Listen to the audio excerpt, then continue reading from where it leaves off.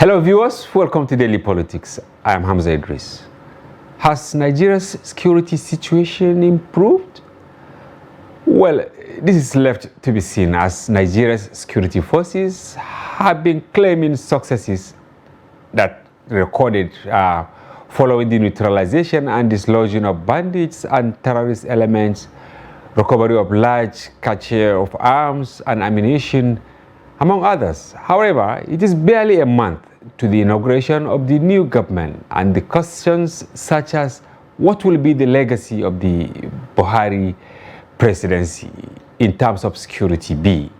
Did it leave the state of the nation's security better than it met it? What will be the agenda for the new government, and how much needs to be done to either consolidate existing efforts or re-strategize? This will form tonight's conversation as we are joined by Dr. Kabiru Adamu. He is the Managing Director of Beacon Consulting, which provides enterprise risk security management solutions in Nigeria. Welcome to the program, Doctor. Thank you very much, Malaham. I'm delighted to be here again. Thank you, yes. We will take a short break, and when we return, the conversation commences. Don't go away.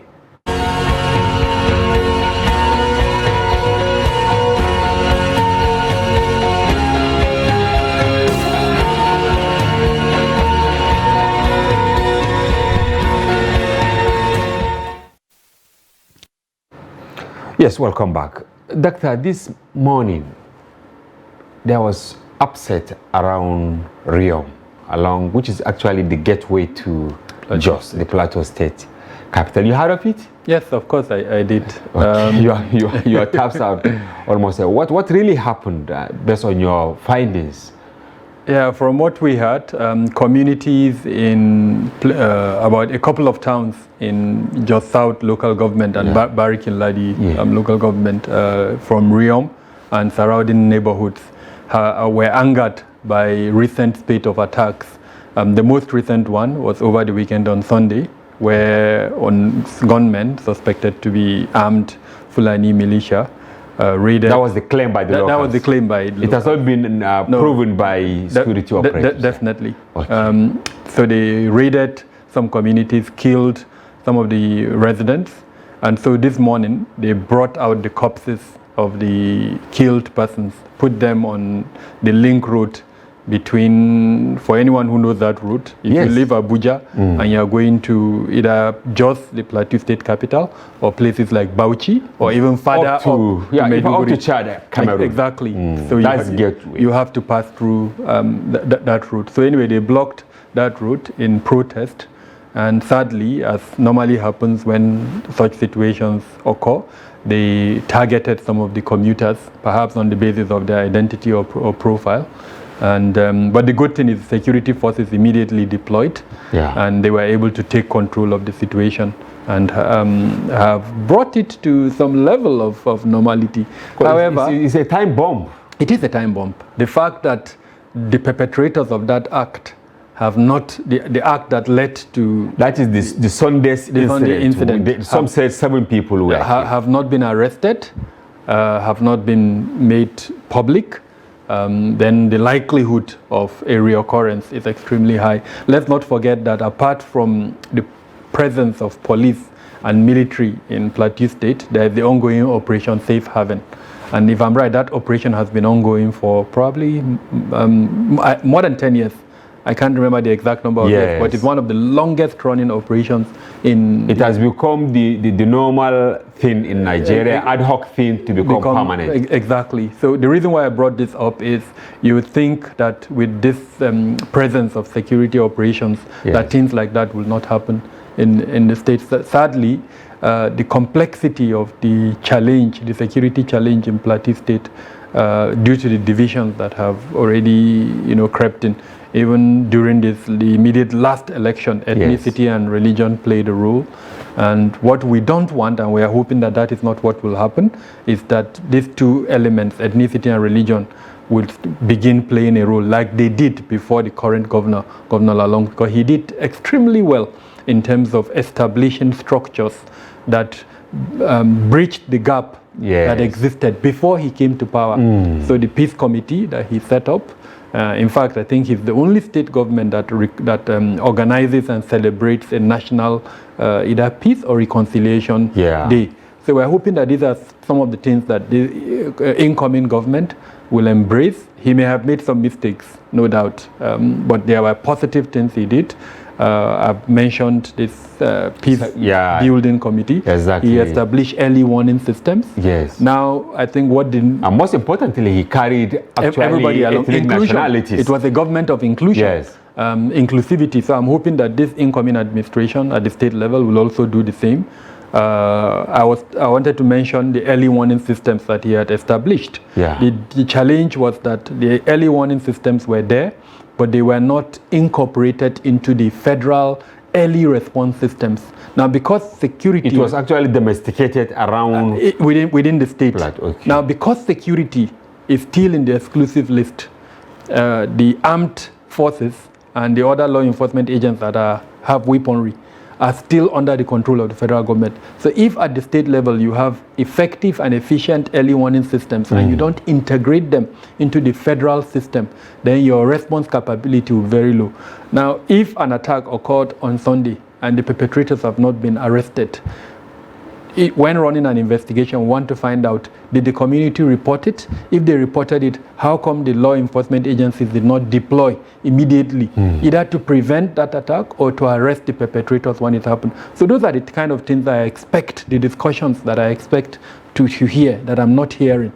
And then we can now put pressure, perhaps, on the federal government to say, okay, these are the gaps that need to be blocked. And one of the things I'm hoping to see post-May 29, 2023, is this gap that exists between state governments and federal government is breached, so that communities can feel the effect of security. Then we'll stop having road blockages like the one we see. Now, what is the essence of the road blockage? Because most of those caught up, they were not even aware that something happened on Sunday, and then they found themselves in a tight corner, because some, if I had to come back to Abuja, some have died, sadly.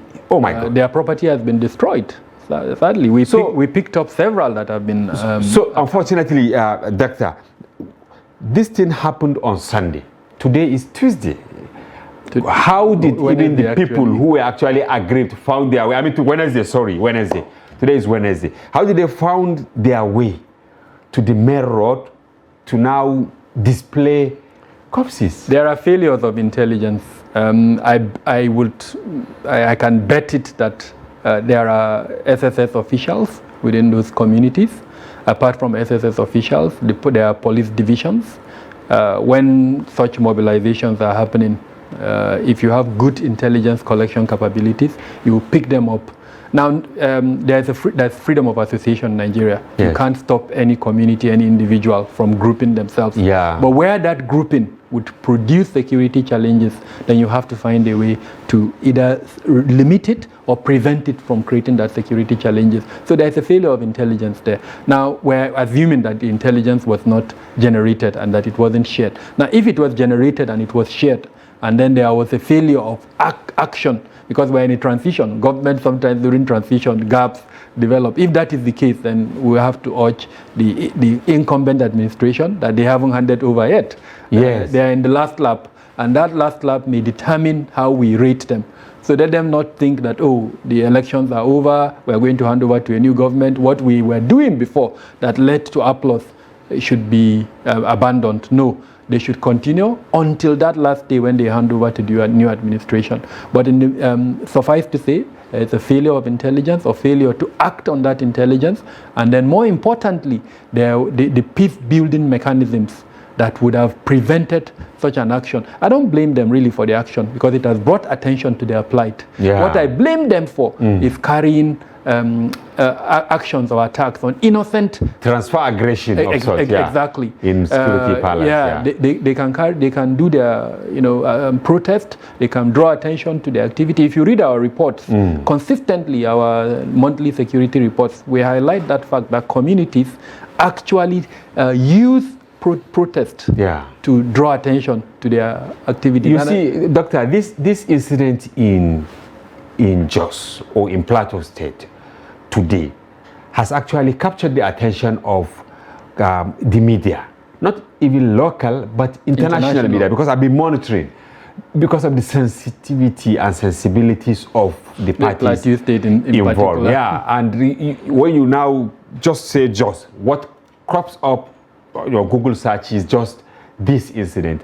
Some people have started making a nexus between the election which you mentioned earlier, and this time around it was won by PDP, you know, and when we had the serious issues the other time, it was not APC. Now some people are saying this is just the result of the last election. I'm sorry to say this, but you are a security expert. We have to draw the attention of people because we know the number of people that have been killed in Plateau State in the last 2 decades. It's just, I mean, it's very simple to explain and show that under the administration of Governor Lalong, yes, he has succeeded in the main in taming the monster of civil strife that the Plateau used to be. Yeah, there were incidents, and sadly covering places like Jos South, Barikilla local government, Mangu to an extent. And then I think the border area between Taraba and Plateau State. I remember when Fulani settlements were being attacked in those parts. Now, it would be really, really sad for us to go back to those days when it was almost on a daily basis that you had one or the other form of civil strife in the Plateau. I think it would be really unfortunate.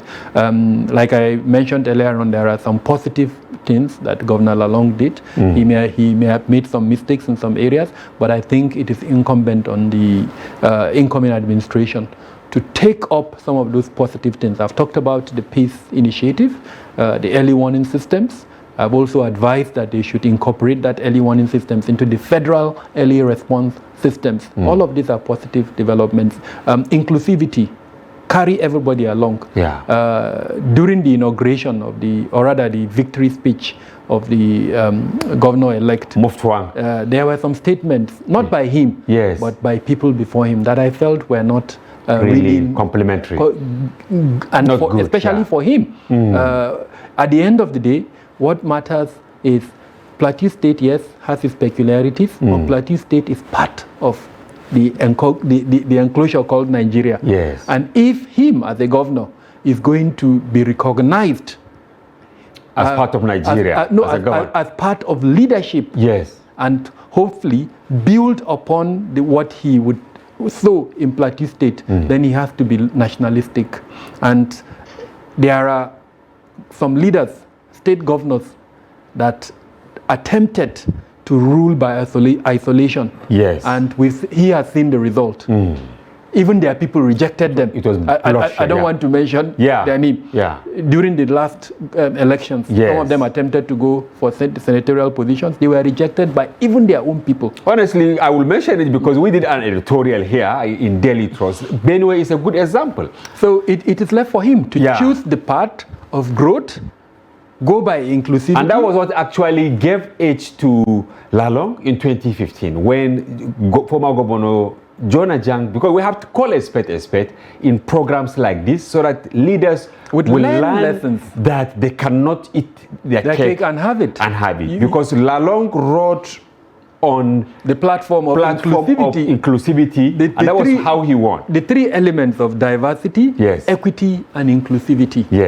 You must, as a leader, do your optimist best to exercise those 3 things. So Muftuang should see Benue as an example. And he should also remember what happened to Jang during his time. Thank you very much. So about capacity, and then the other thing you wanted to mention. Diversity, equity, and inclusivity. It is absolutely important that any leader, especially in a multi-ethnic, multi-religious state like the Plateau and several other North Central states. And in fact, the modern approach to leadership promotes these 3 points: equity, diversity, and inclusion.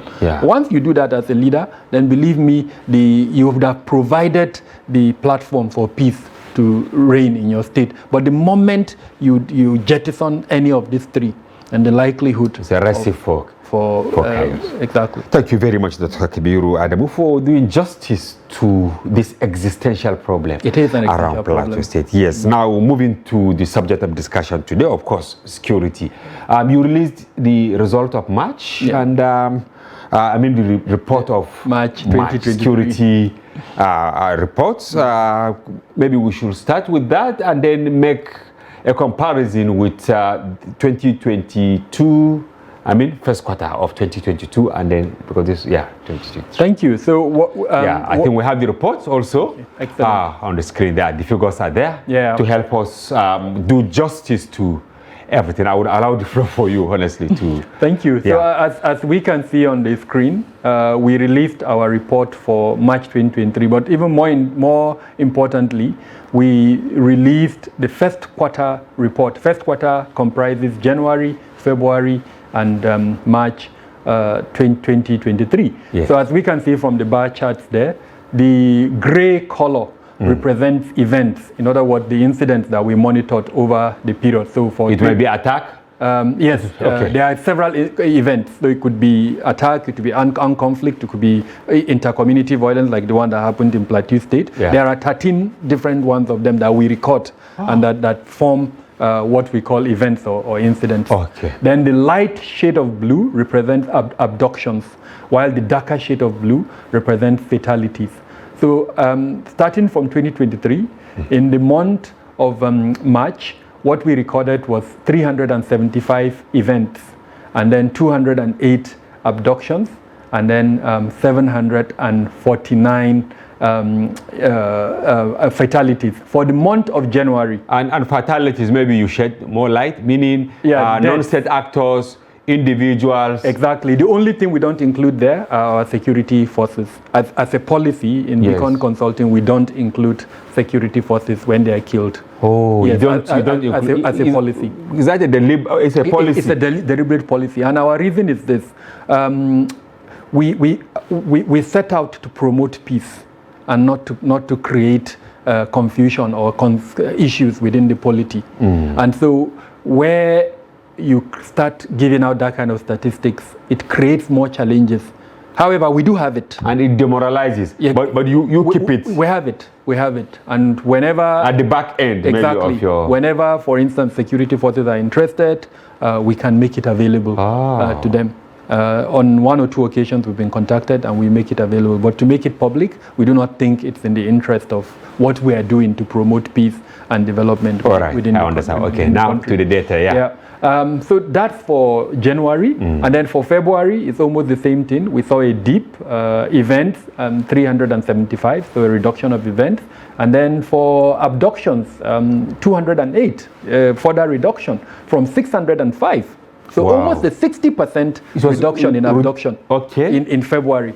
And then for fatalities, we also saw a reduction, 749. Sorry, and this is comparison rather between January and 2022 and January 2023. Yes, and that is what we're actually interested in. Exactly. So clearly, as you can see, if you just pick fatalities in January, you would see that in 2022, you had 1,202 deaths. Yes. While in January of this year, you had 749 deaths. So there is a reduction. Okay. Yeah. But let's go to March, which is the month that we did our last report.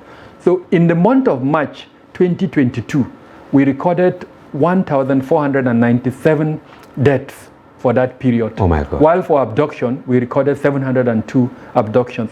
How about in 2023? In the March 2023, we recorded 411 abductions. So if you compare it to 702 in the year 2022, you would see almost a 40-50% reduction in abductions. Now for fatalities, we recorded 954 for the month of March. If you compare it to the 1,400, also almost a 50% reduction. So there has been improvement. The challenge, however, if you do month to month in 2023, if you do month to month, in January, we recorded a fatality figure of 749 in the month of January. By February, it had increased to 624. And then this was a prelude to election. Prelude to election. Sorry, it had increased to 800. Just a moment. 749 for the month of March. 2023. However, by March, it had increased to 954. So clearly, what we saw in the first quarter is January, a reduction when you compare it to December. But then by February, we saw a reduction. And then by March, we saw an increase. Now we can discuss why. Why are we seeing this? That is the next question. Why this fluctuations in figures? Election was one of the reasons. In January, there was massive deployment of security forces, and this was following a presidential directive. The president directed all the security forces, especially the military, to use every means within their disposal to ensure they provide the right environment for elections to hold. So we saw the police, as an example, deploying 300,000 personnel. The military did not tell us how many, but they really did. They launched what they call Operation Safe Corridor. And then, of course, all the other security agencies too, both law enforcement, intelligence, deployed. And the EFCC, the ICPC, all of them, they all deployed. And so that reduced the capacity of the threat elements, especially the non-state armed groups, to move around and to carry out the type of attacks and incidents that we were recording. And that's why you saw that dip in February. Of course, elections, the first phase of the elections held February 25th, and then by March 18th, the second phase of the elections held. So immediately after the second phase, I think a few days after, that deployment was pulled back. Most of those to where? We keep asking this. Back to their bases. Back to their bases. Is it that they should go to their barracks and continue sleeping? No. Sadly, some of them back to VIPs who can pay for it. Others for special duty operations that they were banks, oil companies, before and all that. But can't the government say, let's sustain this offensive for 6 months and see whether we can demystify this monster? I think it's doable with addressing the three elements of security sector governance. That's something I want us to talk about. Security sector governance, which is the glue that brings security together. If any government is going to get it right in the security sector, then it has to look at security sector governance. Now, there are three elements that are very important in security sector governance: coordination, collaboration, and cooperation. If you don't have these three elements, then no matter what you do, it will be tantamount to attempting to fetch water with a basket. You'll end up with nothing. You have a leakage in a bucket, and then you are just dropping the bucket thinking the leakage will stop. For us to get it right, we have to look at security sector governance from the lens of our democratic aspirations. In other words, what kind of oversight, what kind of nexus are we going to establish within the security sector to allow these three C's that I've mentioned to occur? Cooperation, coordination, and collaboration. But why is it difficult to have it? I think we've not been approaching it from that angle. Currently, and I want to be very careful in what I'm going to say. It's quite sensitive. There are 5 coordinating elements within the security sector at the moment: the Office of the National Security Advisor, the Ministers of Defense, Ministers of Interior, Ministers of Police Affairs, and the Secretary to the Government of the Federation, and then 6 actually, and the Secretary, the Chief of Staff. Is it DSS? No, the Chief of Staff to the President. Okay, the Chief of Staff. So those are the 6 coordinating elements within the security sector at the moment. Now, just to give you an example of why we didn't get it right, take policing as just one aspect of our security sector. The police in Nigeria today is so balkanized. Sad. And I'm using that word consciously. It has been so balkanized, starting from the Obasanjo administration when he created NSCDC, to the Civil Defense, to the NDLEA. All those are elements of policing. We have EFCC, we have ICPC, but this is not even the challenge. It's okay to have this division. Maybe to provide jobs or no. If, for instance, we feel that is the way we want to go, let's do it like that. But the irony is this: why had all of this policing MDAs, I'll use that word for them, ministries, departments, and agencies, why are they now under different ministries? Instead of being maybe under the same ministry. Yeah, maybe defense or what? No, interior as an example. Interior, yeah. Because I talked about coordination, cooperation, and collaboration. Yes. Now, if you have them in these different ministries, it will be very difficult to coordinate their activities. Yes. So every day you bring in... Because they are compartmentalized. Exactly. And the Orunsanya report talked about delineation and then merging some of these organizations together. Road safety as an example, it is an element of the police. But where is it today? Under which ministry is it?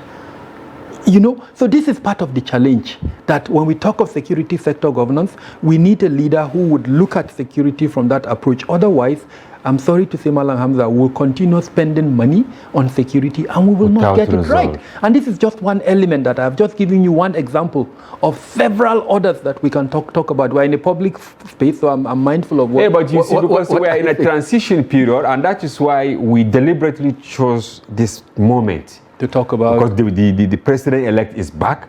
Immediately he came back, I didn't hear anything about security. What we're hearing about is actually appointments, you know, National Assembly and all that. While people look at it now. No, you just mentioned. I can tell you, you know, people killed. I can tell you that reading his manifesto, which is called The Renewed Hope, he has prioritized security. Himself and Kashim Ibrahim, they've prioritized Kashim Shatima. Kashim Shatima, sorry. Yes. In that document, Renewed Hope, they highlighted 7-point agenda, which they are going to address.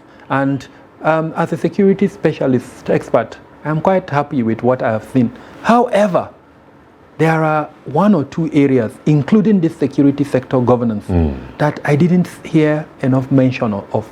So I'm hoping that whenever they are ready, in other words, to start implementing some of the recommendations contained in that 7-point agenda, that they would also add the security sector governance. Okay, I will plead that you hold your breath because you will mention them so that they will hear when we discuss. But we'll go on a break.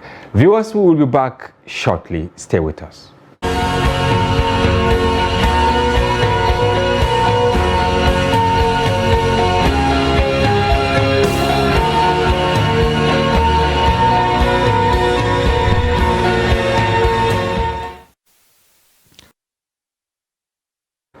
Welcome back. If you are just joining us, this is Daily Politics on Trust TV. Do well to follow the conversation across our social platforms, Facebook, Instagram, and follow us live on YouTube.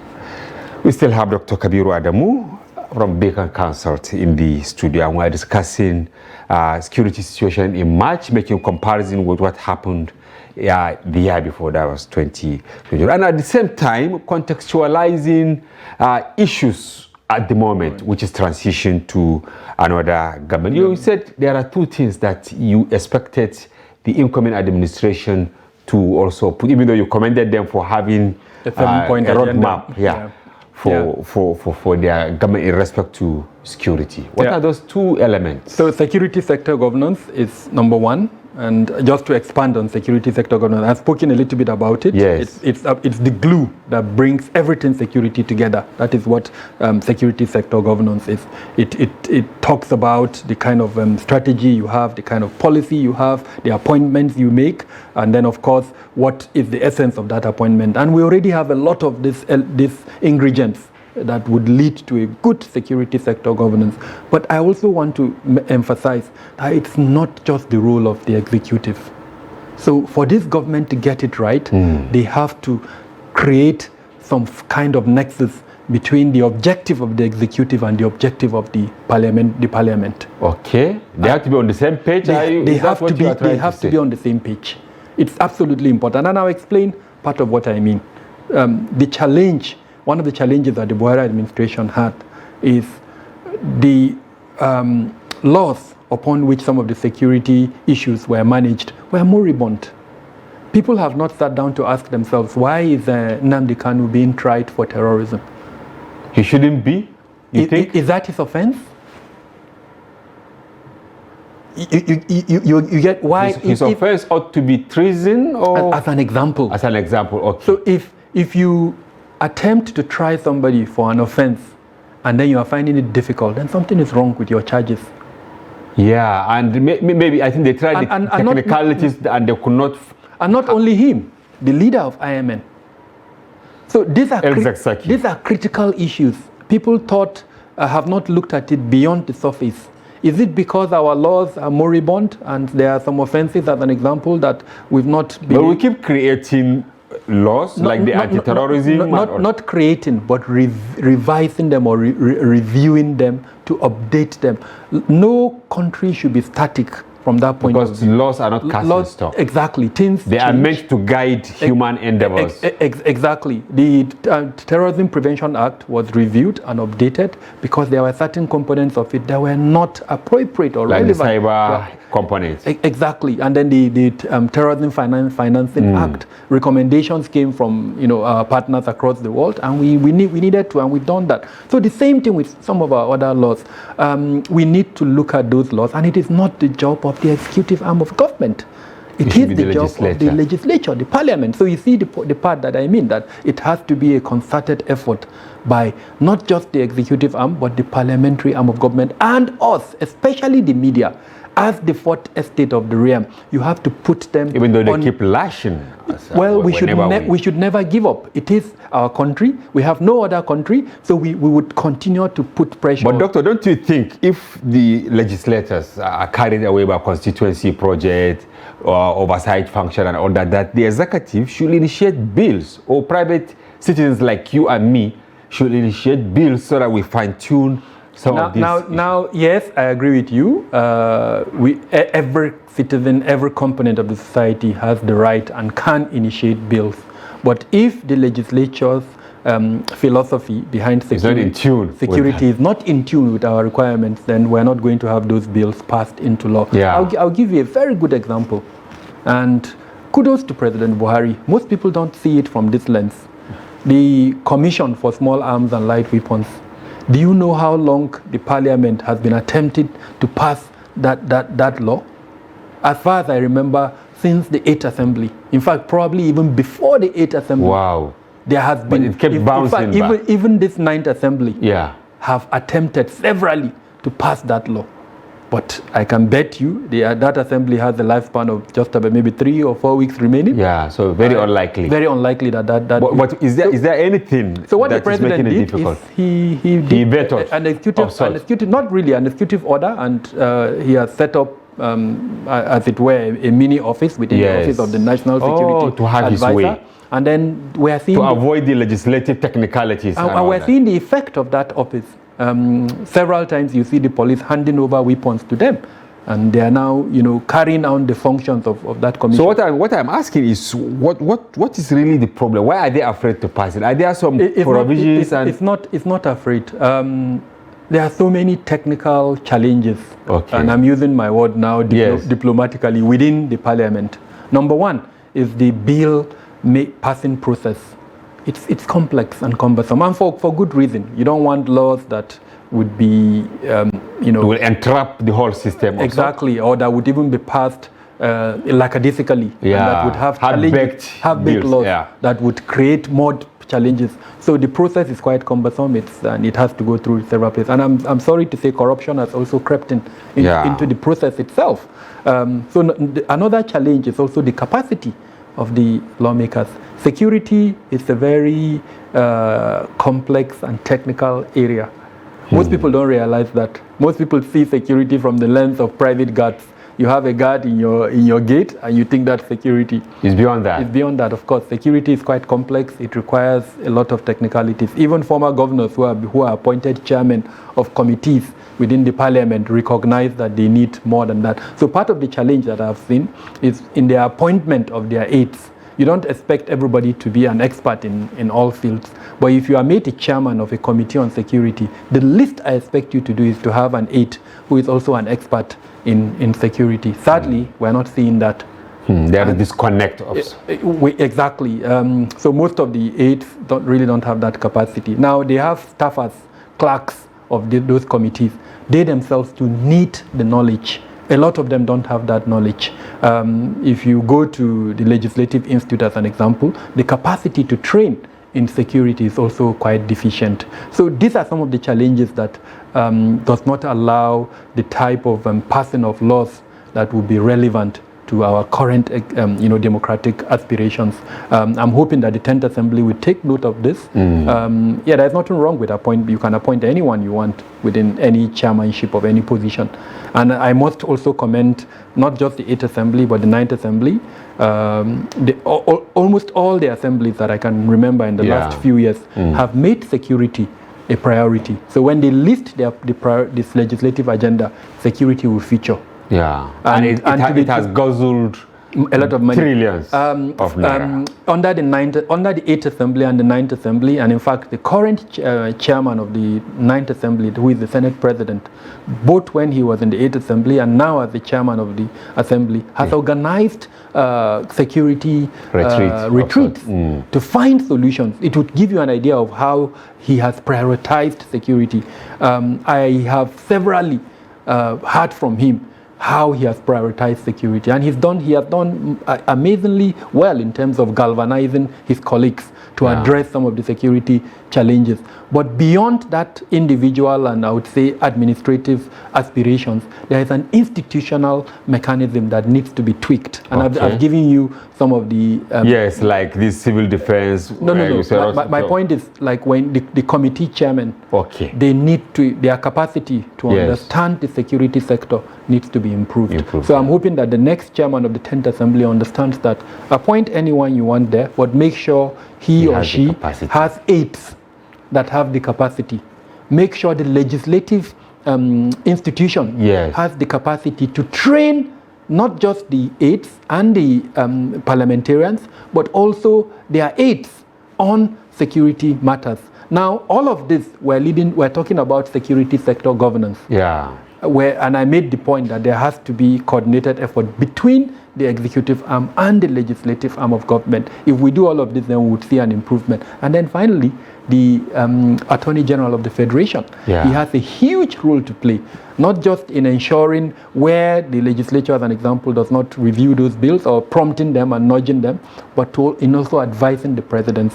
Whenever bills have been passed and submitted to the president for his assent, he usually falls back to the Attorney General. So if you have an Attorney General who understands and prioritizes security, then you would have a seamless process where even before the laws are passed, there will be handshakes between the legislature and the executive arm of government, so the passing of the laws will be seamless and all of that. So security sector governance is very important. Is wide. The second point I wanted to mention is bridging the gap between the federal and the state government.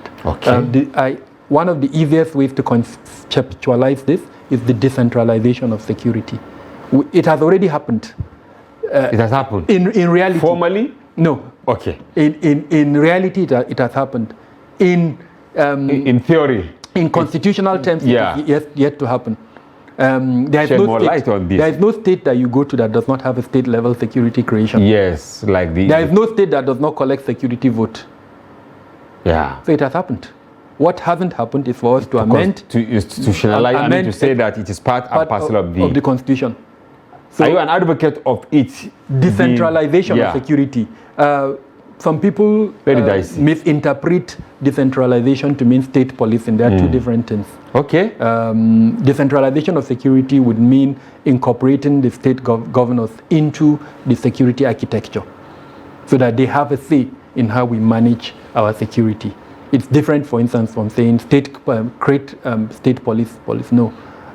You still also believe that creating state police is a recipe for chaos, especially for I think we're not some yet, governors that are actually out to hunt for it yet. People who do not share some identities. Exactly. I think we need to strengthen our democratic traditions at the state level, make sure we have state assemblies that can check the excesses of governors, and then we would now be ripe enough for state policing. Right now, we don't have that. Now we have governors that are emperors. Actually. Yes, talking about taking this policing, as you put it in security terms. Last week, Kaduna State government released its report. If something happened, we were working on data here at the Daily Trust, and when the figures came from Kaduna, we had to now of course, our data, you know, as a news outlet, you know, is based on reportage. But they are all, you know, they are privileged information from security operatives, the military, police, and all that. For instance, I think abductions, yeah, over 700 in Kaduna. But my takeaway from the presentation was where the Commissioner for Home Affairs said that they hope contiguous states will also adopt their own pattern of monitoring security operations, because assuming those sister states have also done this, they wouldn't have been where they are at the moment. Do you share his views on this? Absolutely. I have this philosophy or mantra that I say security agencies in Nigeria have a morbid fear for data, and Governor Rufai has broken that jinx. Yes, he has.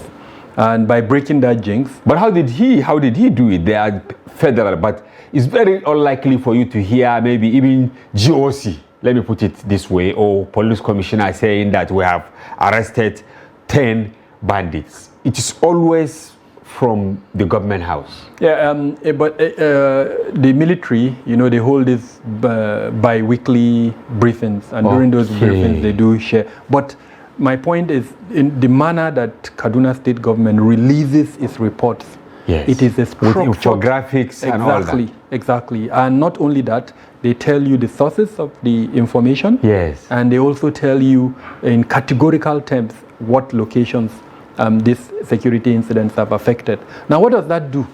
First off, it provides an alternative means for the analysis of security incidents within the state. Yes.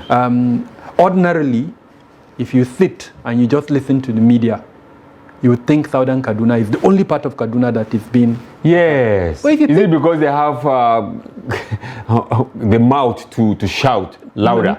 Well, that, and then the fact that attacks in Southern Kaduna supports the narrative that it is a religious or ethnic. And people latch on that, including the media. Sadly.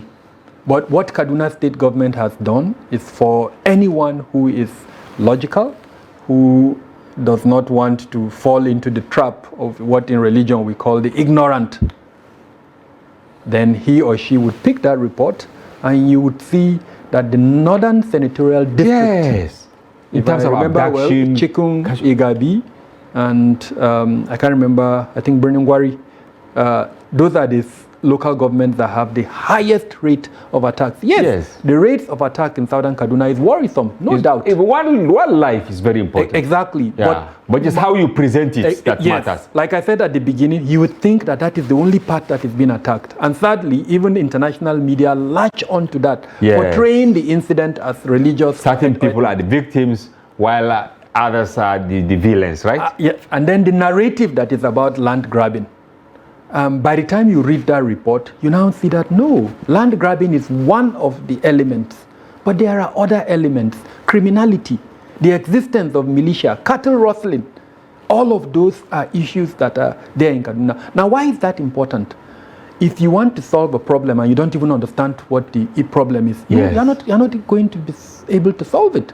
You have to look at it holistically, understand what the issues are, and I think that report has succeeded in providing that. What I am hoping to see, and that I didn't see under Governor Rufai, perhaps because they are not himself and the commissioner and don't have a security background. Commissioner for Home Affairs. He's actually a journalist, but he has done amazingly well in superintending that ministry by, facilitating the production of this document that we're talking about. Now, how do we use that document as a tool for security management? That is when I will clap. And that is the question that some people see a sort of naivety in Kaduna for all the time dishing out the figures. Now people are asking, okay, are you solving the problem?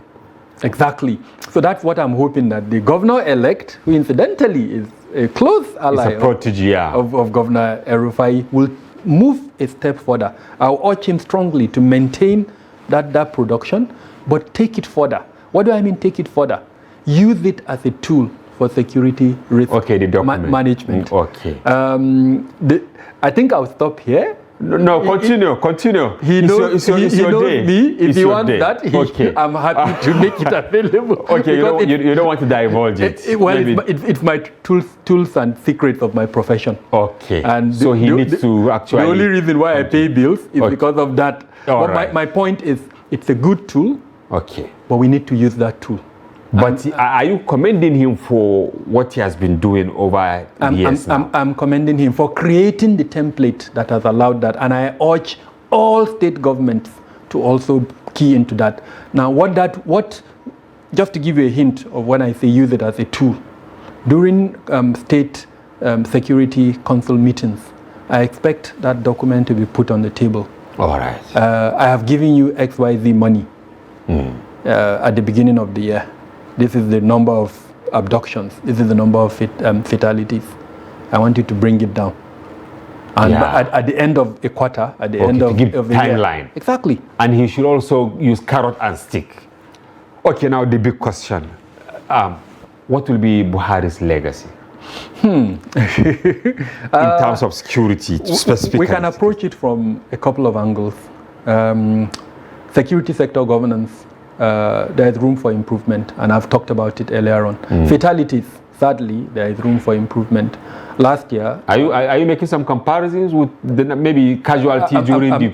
I'm going to get to that. Okay. Under Goodluck Jonathan, his last year in office, Nigeria, one of the non-state armed groups in Nigeria, got the universal acclaim of being the world's deadliest terrorist group. That is the Jamaat al-Dawat wal-Jihad.